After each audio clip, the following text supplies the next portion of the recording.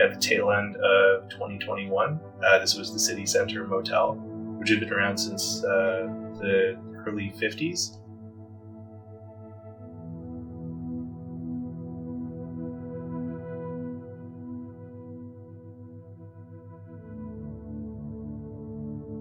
There was an article in the paper that said the motel had been sold. It said that it had been bought by this company, Nicola Wealth Management. So I, doing what I do, I take over empty buildings and turn them into artist spaces. I picked up the phone and I gave them a call. And then they called me back a couple days later and said, yeah, let's meet and talk about it. I got Mural Fest involved. It's hard to find private spaces that are affordable in Vancouver. And I've been working in my home studio for very long time. But I had to keep taking everything down and put it away so I could use the kitchen. And it's very isolating. And a very good excuse not to paint some days. Must have been November or something, and I noticed that there was a fence around the motel. And I was like, oh man, they closed it down. Like, that's kind of a bummer. And he's like, yeah, they're turning it into like an artist's thing.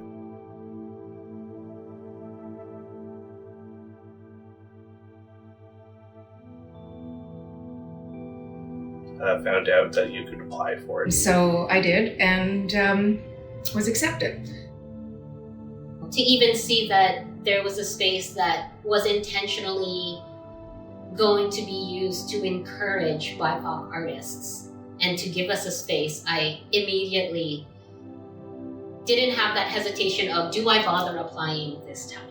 It was, of course I'm going to apply this time because I might actually get it. And people who come in, they say, oh, you're so lucky now. Yeah, we are. We're really lucky. Had the entire building populated in about a month and a half. So there's 75 different units and there's probably about 100 artists some people share.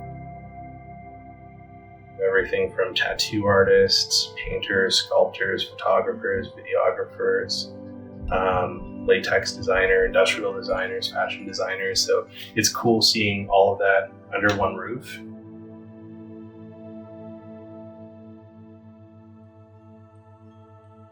It was pretty rough looking when we came in, and we've done a lot of renovations. We had to pull up the rug, we had to paint, we had to really create the studio we want.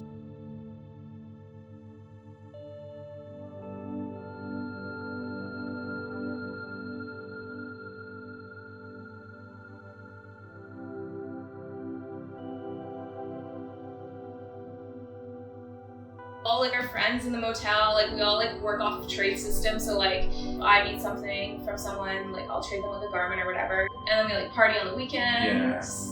Yeah. We're actually very like a family. It's fun, it's like family. It's like we're in camp. I feel like we're in summer camp. First moving into the space, I was really excited to get to know all of the different BIPOC artists and was immediately disappointed at the lack of BIPOC artists I ran into in this building. There are so many hurdles that are unspoken. So hurdle of how many BIPOC artists didn't bother applying because they didn't have the access or didn't hear about it.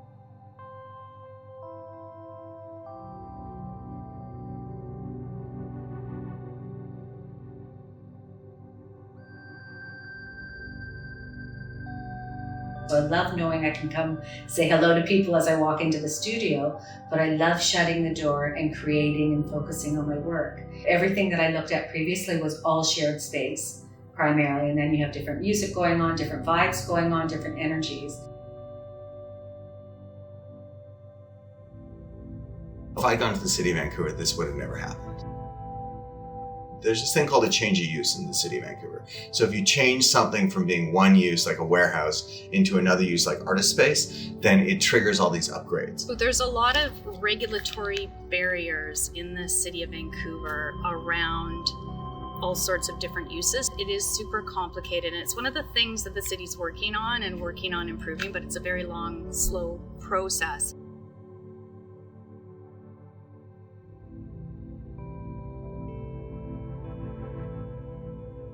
I've been living in Mount Pleasant since 2008, so I'm well aware of how old, beautiful or interesting places in Mount Pleasant go at this point in history.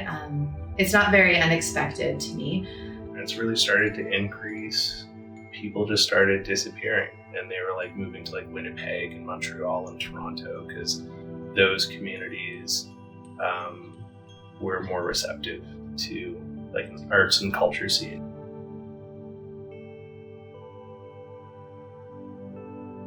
I moved here for the first time in 1985. It had already developed an incredible culture here. There was a lot of live music, there was a lot of art. It was not expensive to live here, so art could flourish. Then 1986 occurred, and the Expo changed everything.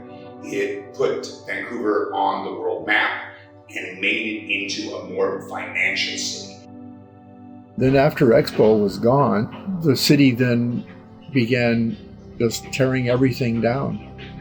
All the old buildings that were cheap to buy up, the places were torn down and redeveloped. And that's just continued. When we came out with our report in 2019, we're like, it's not just housing that's struggling with affordability, it's culture, it's social enterprises, it's mental health.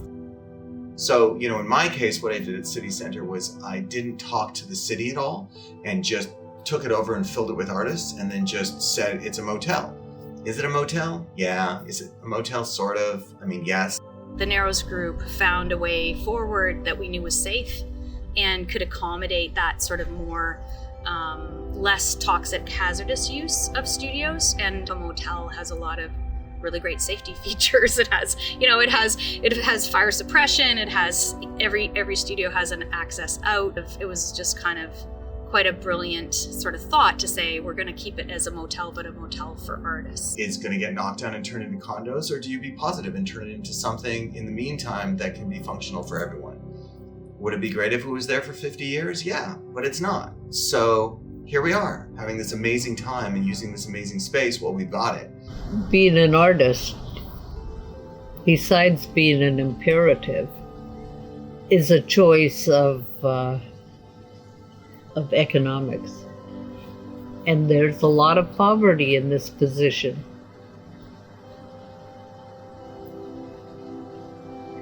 It's the price we pay for being committed to being artists. What we're supporting, we really need to think about whole communities, because if we just focus on housing, in our attempt to build housing, we're displacing everything else. As I dig deeper into, finding myself and researching into my own roots, so a lot of it is a celebration of Philippine culture.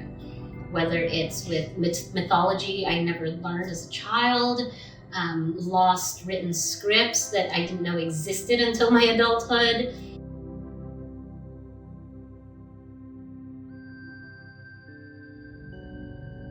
Every time someone comes to visit the studio, I take their Polaroid and it goes up on the door. And so everyone gets to be part of the space here. Everyone's always disappointed to hear that it's going to be torn down, because I think there is benefit to having these types of spaces in the city. So not just condos. Well, we can all dream. It's 2.5 for sure, guaranteed from now, but it could be longer, and I hope it's going to be longer.